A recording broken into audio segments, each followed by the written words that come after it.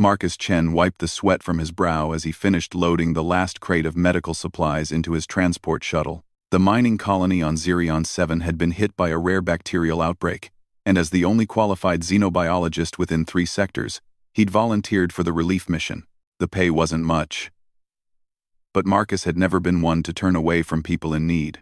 The journey to Zirion 7 took him through the disputed territories near the Draconian Empire's borders. Most humans avoided this region entirely. The dragons were an ancient, proud species with technology that made human achievements look like children's toys. They barely acknowledged humanity's existence, viewing them as nothing more than primitive mammals who'd stumbled into space travel by accident. Marcus didn't share the common fear most humans had of dragons. Sure, they were massive, fire-breathing creatures with scales harder than titanium and minds sharp enough to calculate hyperspace jumps without computers.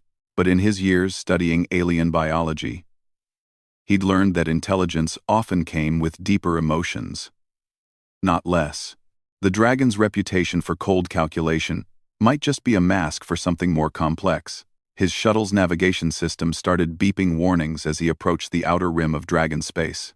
The automated message was clear: unauthorized vessels will be destroyed without warning. Marcus had filed the proper diplomatic channels for emergency passage. But dragons weren't known for their quick responses to human bureaucracy. A massive shadow passed over his shuttle, blocking out the light from the nearby star. Marcus looked up through the viewport and felt his breath catch.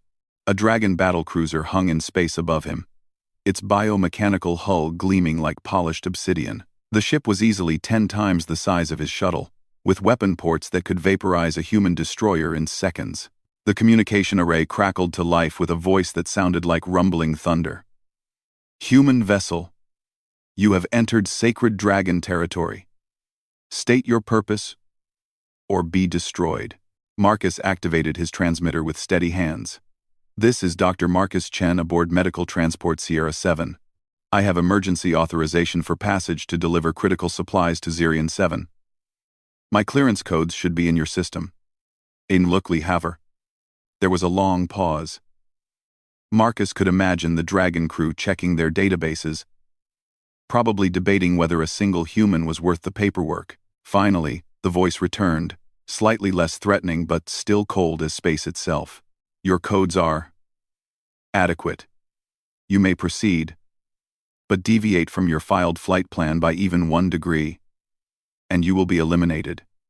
Do not test our patience, mammal." The connection cut off, and the massive battlecruiser moved away with surprising grace for something so large.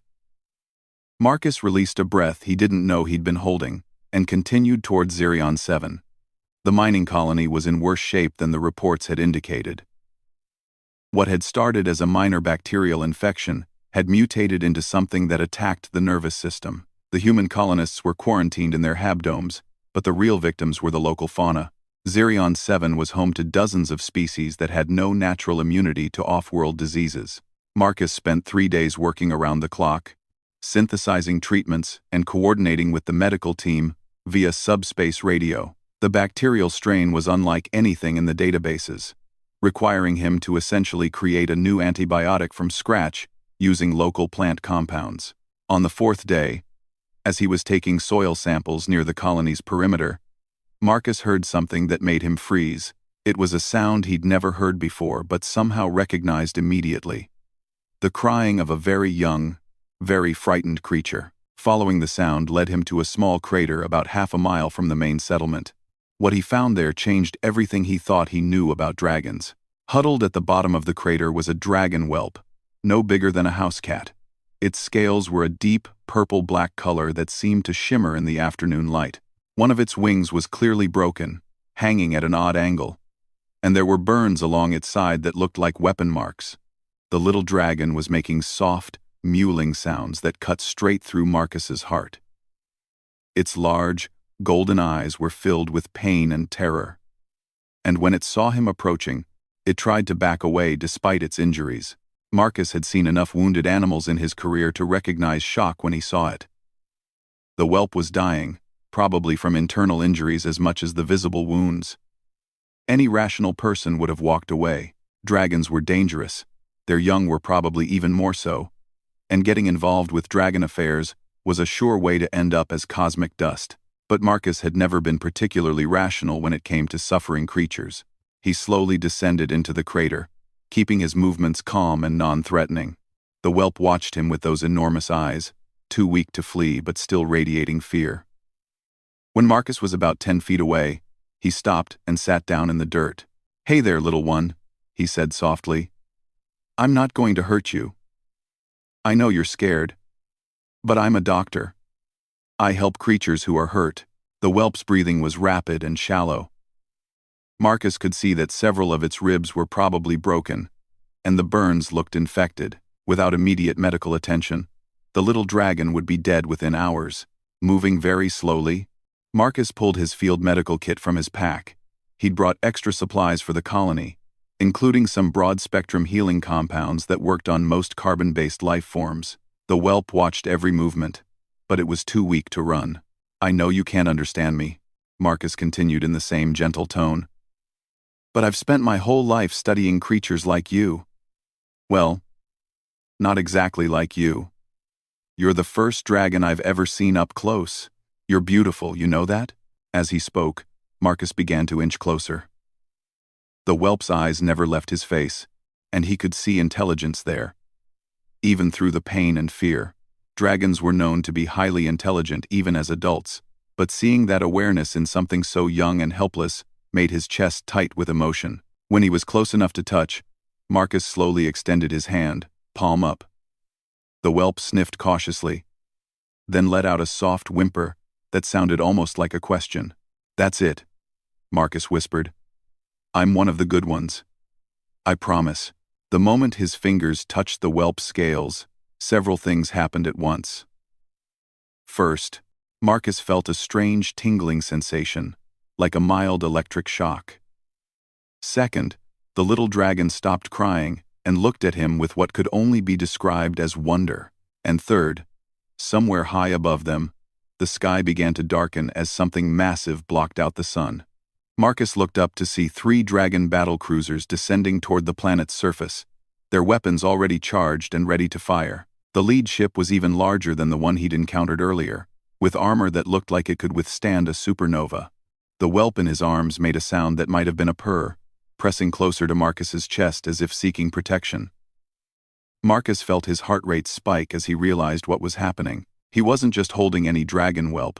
The response from the fleet, the obvious panic in their search patterns, the way the little one seemed to radiate an almost royal bearing even while injured. This was someone very, very important. The lead battlecruiser touched down with surprising gentleness about 100 yards from the crater, and Marcus watched as a boarding ramp extended. What emerged made his knees go weak. The dragon that walked down the ramp was easily 30 feet long, with scales that seemed to absorb light itself. Its eyes burned like twin suns, and when it spoke, the ground trembled beneath its voice. "Where is my son?" Marcus looked down at the little whelp in his arms, then back at the approaching dragon emperor, and realized he might have just made the biggest mistake of his life. Or perhaps, he thought as the whelp nuzzled against his neck with complete trust, the most important choice he'd ever make. The emperor's gaze found the crater, and those burning eyes locked onto Marcus. For a moment that felt like eternity, human and dragon stared at each other across the space between species, between worlds, between the ancient and the new. Then the little whelp in Marcus's arms made a soft chirping sound, and everything changed. The dragon emperor's massive form moved with deadly precision as he approached the crater. Each step sent tremors through the ground, and Marcus could feel the heat radiating from the ancient creature even from a distance. Behind the emperor, more dragons emerged from the battlecruisers, their scales gleaming like living metal in the afternoon sun. Marcus held the injured whelp closer to his chest, feeling the little dragon's rapid heartbeat against his hands. The tiny creature looked up at the approaching emperor and made a weak chirping sound that was clearly meant to be a greeting. The sound that came back from the emperor was like controlled thunder, and Marcus realized he was witnessing something no human had ever seen. A dragon family reunion. "You will place my heir down and step away, human." The emperor's voice boomed across the crater. "Your interference in dragon affairs ends now." Marcus looked down at the whelp, whose golden eyes were fixed on his face with complete trust. The little dragon was still bleeding from several wounds, and its breathing remained labored. Every instinct Marcus had as a doctor told him that moving the whelp now could cause more damage. "Your Majesty," Marcus called out, his voice surprisingly steady despite the fear coursing through him. "Your son is badly injured. He has internal bleeding, several broken ribs, and burns that are showing signs of infection. If I move him roughly right now, he could die." The Emperor's eyes flared with an intensity that made the air itself seem to shimmer. "You dare to lecture me about my own offspring? You are nothing but a primitive mammal who stumbled upon something beyond your understanding." Other dragons began to surround the crater, their weapons visible and charged. Marcus counted at least 20 of them, each one capable of reducing him to atoms with a thought. But the whelp in his arms made another soft sound, and Marcus felt something he'd never experienced before. A faint whisper in his mind, like an echo of thought that wasn't his own.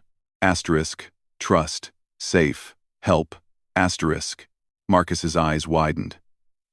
Dragons were telepathic. He'd read theories about it in the xenobiology journals, but it had never been proven. The little whelp was somehow communicating with him, sharing its feelings directly. "He's trying to tell you that I'm helping him," Marcus called up to the Emperor. "I think he wants you to know that I'm not a threat." The Emperor's massive head tilted slightly, and those burning eyes seemed to peer directly into Marcus's soul. "Impossible. Humans lack the neural complexity for thought speech. You cannot hear my son's words." Marcus felt the whelp's mind touch his again, this time with more clarity. Images flashed through his consciousness. The whelp playing in a crystal garden, learning to fly with careful supervision, being attacked by unknown assailants with energy weapons, crying alone in the crater as his strength faded away. "He was attacked," Marcus said, the words coming out before he could stop them. "3 ships, unmarked. They shot him down when he was practicing his flight patterns. He's been here for 2 days, waiting to die." The silence that followed was deafening. Every dragon present turned their attention to Marcus with an intensity that made his skin crawl. The Emperor's expression shifted from rage to something much more dangerous, focused interest. "How do you know this?" the Emperor asked, his voice dropping to a whisper that somehow carried more menace than his earlier shouting. Marcus realized he'd just revealed something that might get him killed. Humans weren't supposed to be able to communicate with dragons. But the whelp in his arms pressed closer, and he could feel the little creature's need for medical attention growing more urgent by the minute. "I don't know how," Marcus admitted. "But I can hear him. And he's dying. Please, let me help him. I'm a doctor. I've treated hundreds of different alien species. I know I can save him. But we're running out of time." The Emperor studied Marcus for a long moment, then turned his attention to his son. The whelp made a series of soft sounds, and Marcus felt waves of communication passing between them, too complex and rapid for him to follow.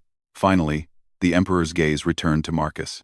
"You claim to be a healer," the Emperor said. "Prove it.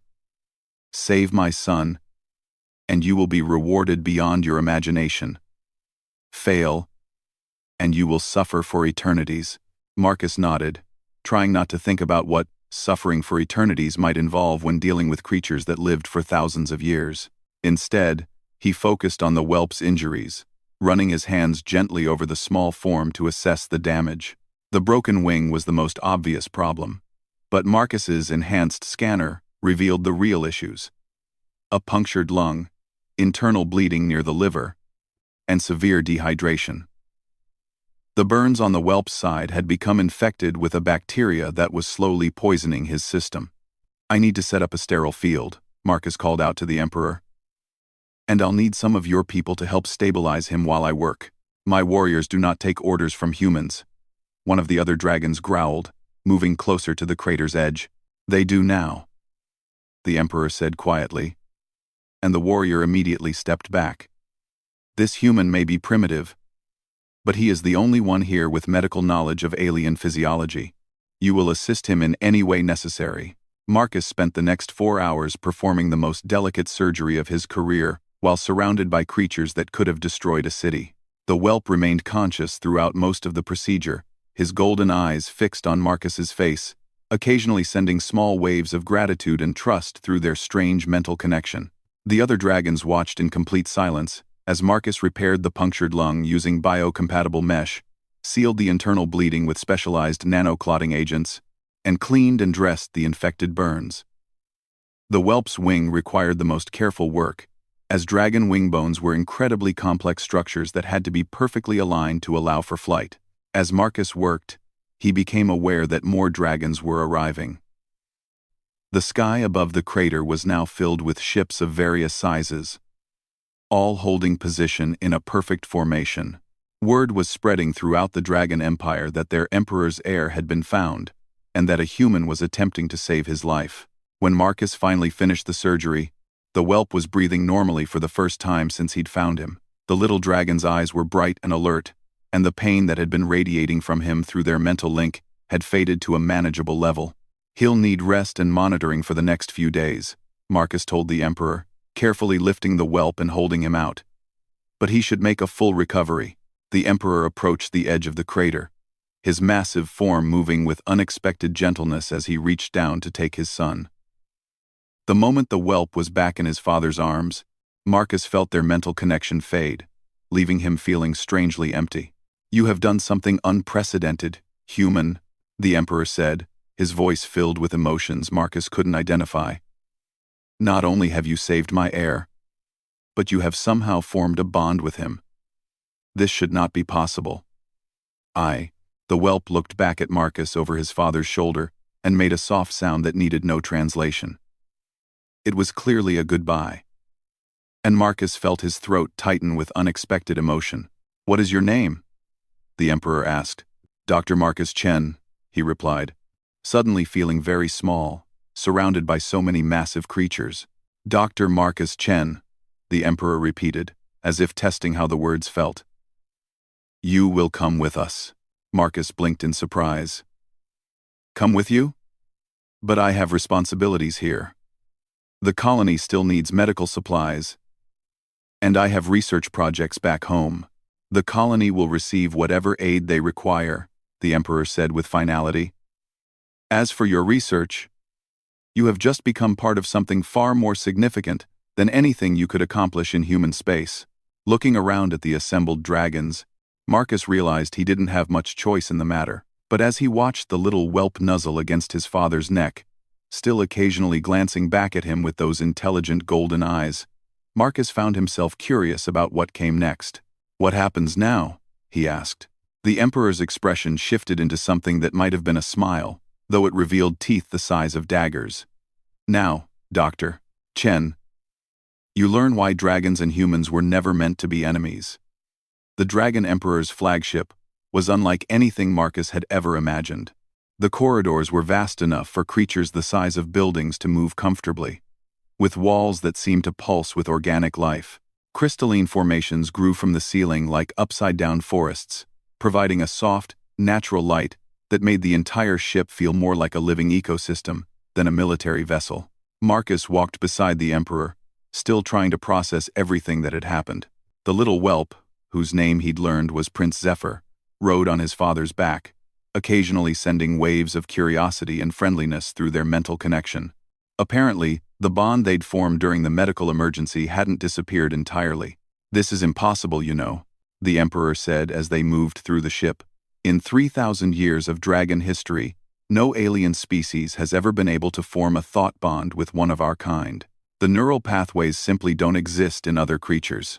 "Maybe they do exist," Marcus suggested. "But they're normally dormant. Extreme emotional situations sometimes activate unused parts of the brain. When I found Zephyr, he was dying and desperate to communicate. Maybe that desperation somehow opened a channel that wouldn't normally be available." The Emperor considered this. "You speak of our children with remarkable familiarity for someone who learned of his existence only hours ago. Where I come from, all young creatures deserve protection and care," Marcus replied. "Intelligence level doesn't matter. Age doesn't matter. Species definitely doesn't matter." They entered a vast chamber that served as the Emperor's throne room. The ceiling arched high above them like a cathedral, with viewing ports that showed the stars streaming past as the fleet moved through hyperspace. Other dragons were present, but they maintained a respectful distance as the Emperor settled onto a raised platform that perfectly accommodated his massive form. Prince Zephyr crawled down from his father's back and approached Marcus, his movements still careful due to his healing injuries. The little dragon pressed his head against Marcus's leg, and warmth flooded through their mental connection. Asterisk, packmate, saved, grateful, asterisk. The images that accompanied these thoughts were more complex now. Marcus saw himself from Zephyr's perspective. A strange, small creature that moved with gentle purpose, whose hands brought healing instead of harm, whose mind somehow resonated with dragon consciousness in ways that defied understanding. "He calls you packmate," the Emperor observed, watching this interaction with fascination. "This is a term dragons use only for family members and the closest allies." "I'm honored," Marcus said, gently stroking the scales between Zephyr's eyes. The little dragon practically purred with contentment. "You should be," a new voice said from the chamber's entrance. "Dragons do not bestow such titles lightly." Marcus turned to see another dragon approaching, this one slightly smaller than the Emperor but with scales that seemed to shift color like oil on water. Her presence radiated intelligence and ancient wisdom. "Dr. Chen, this is my mate, Empress Lirelei," the Emperor said. Zephyr's mother, Empress Lirelei, moved closer, studying Marcus with eyes that seemed to see directly through him. "So this is the human who saved our son." "You are." "Not what I expected." "What did you expect?" Marcus asked. "Something more impressive," she replied bluntly. "You're quite small, aren't you? And your technology is primitive. Your ship barely qualifies as spaceflight capable. How did such a limited creature manage to perform complex surgery on dragon physiology?" Marcus felt a flash of irritation but pushed it down. "Because intelligence isn't about size or technology. It's about observation, adaptation, and the willingness to learn. Your son's anatomy isn't fundamentally different from other carbon-based life forms I've treated. The principles of surgery are universal." The Empress tilted her massive head. "Fascinating. You show no fear of us, despite being surrounded by creatures that could end your existence in seconds." "I've learned that fear makes for poor medical decisions," Marcus said. "Besides, you need me too much to kill me right now." Both Emperor and Empress stared at him in surprise. No one had ever spoken to them with such casual directness. "Need you?" the Emperor asked, his voice carrying a dangerous edge. "Explain." Marcus gestured to Prince Zephyr, who was still pressed against his side. "Your son has formed a mental bond with me. From what I understand, that's unprecedented. But it also means I might be the key to understanding something much larger." He paused, organizing his thoughts carefully. The attack on Zephyr wasn't random.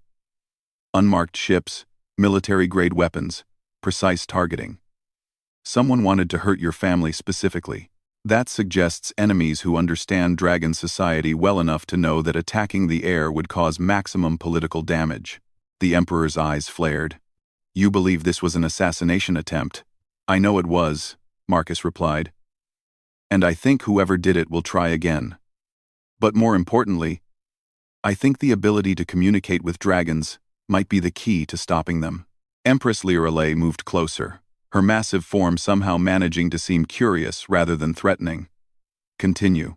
Think about it," Marcus said, his excitement growing as the pieces fell together. "Dragons are telepathic, but only with each other. Every other species you encounter, you have to rely on technology for communication. That creates barriers, misunderstandings, missed opportunities for alliance." He looked between the two massive creatures. "But if humans can develop this mental connection with dragons, we become natural intermediaries. We could help you understand other species better. Build bridges instead of walls." Prince Zephyr sent a wave of agreement through their connection, along with images of different alien species working together, sharing knowledge and resources. "The child approves of this concept," the Empress observed. "But there are still questions. How do we know this ability can be replicated? How do we know you won't use it against us?" Marcus knelt down to Zephyr's level, looking into those intelligent golden eyes. Because I've seen what we can accomplish when species work together instead of fighting. The bacterial outbreak on Zirion 7 is a perfect example. Human medical knowledge, local plant compounds, and dragon transportation capabilities could have solved that crisis in days instead of months. He stood up, facing the Emperor and Empress with growing confidence. Your people are ancient and wise, but you've isolated yourselves. Humans are young and eager, but we're limited by our technology and lifespan. Together, we could achieve things neither species could manage alone. The Emperor was quiet for a long moment, considering Marcus's words. And you believe this mental connection between you and my son is the beginning of such cooperation? I think it's proof that the barriers between our species aren't as absolute as everyone believed, Marcus said. Zephyr and I connected because we both recognized something fundamental. The desire to help others, to protect the innocent, to make things better instead of worse. Prince Zephyr chirped softly and sent Marcus an image of vast libraries filled with dragon knowledge, human researchers working alongside dragon scholars, ships designed with the best of both technologies exploring distant galaxies. Ambitious dreams for such a small creature, Empress Lirelei said, but her tone had shifted from skepticism to interest. My species specializes in ambitious dreams, Marcus replied. It's how we went from living in caves to traveling between stars in just a few thousand years. The Emperor and Empress exchanged a look that clearly involved high-level telepathic communication. Finally, the Emperor turned his attention back to Marcus. Very well, Dr. Chen. You wish to build bridges between our species? You will have the opportunity. But understand that failure will have consequences that extend far beyond your own life. What do you mean? Marcus asked. You will remain with our fleet as our first human advisor, the Emperor explained. You will help us understand human psychology and culture, just as we will teach you about dragon society and technology. But more importantly, you will help us track down whoever attacked my son. Marcus felt a chill run down his spine. Track them down? The attack on Zephyr was an act of war against the Dragon Empire, Empress Lirelei said, her voice hardening to match her mate's. Such acts cannot go unanswered. But this enemy is clever, using unmarked ships and unknown technology. Traditional dragon methods of retaliation may not be sufficient. We need someone who thinks differently, the Emperor continued. Someone who can see patterns we might miss, who understands how other species operate. Someone who has already proven he can accomplish the impossible. Prince Zephyr pressed closer to Marcus, sending waves of excitement and anticipation through their connection. The little dragon's images now showed Marcus working alongside dragon warriors, using his unique perspective to solve mysteries and prevent conflicts. Marcus looked around the vast throne room, at the alien but somehow welcoming environment, at the creatures who had started as feared enemies and were rapidly becoming something like friends. He thought about his quiet research lab back in human space, his predictable routine, his safe but limited life. When do we start? He asked. The Emperor's expression shifted into that unsettling smile again. We already have. Welcome to the Dragon Empire, Dr. Marcus Chen. Try not to get us all killed. As if on cue, alarms began blaring throughout the ship. Dragons rushed to their stations with military precision, while Marcus stood in the center of it all, holding a dragon prince and wondering what he'd gotten himself into. Through their mental connection, Zephyr sent him a final image. Marcus standing on the bridge of a dragon warship, pointing toward distant stars while dragons and humans worked side by side, exploring the galaxy as partners rather than rivals. Perhaps, Marcus thought as he followed the Emperor toward the command center, some dreams were worth the risk after all.